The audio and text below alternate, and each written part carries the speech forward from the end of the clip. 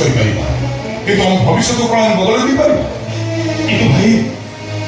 ଯିଏ ଯେତେ ଚେଷ୍ଟା କରିବି ତା ଅନ୍ଧାରୀ ଅତୀତକୁ ସେ କେବେ ଲୁଚେଇ ରଖିପାରିବନି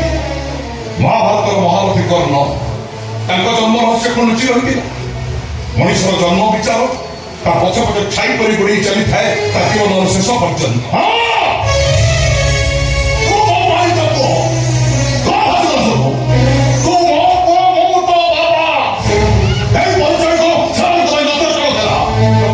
ସୀମା ନଥାଏ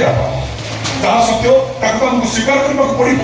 ତେଣୁ ମୋ କହିବା କଥା ସତ୍ୟକୁ ସ୍ୱୀକାର ନ କରି ଅନ୍ୟ ଉପରେ ପ୍ରତିଶୋଧ ପରାୟଣ ହେଇଯିବାର ଅର୍ଥ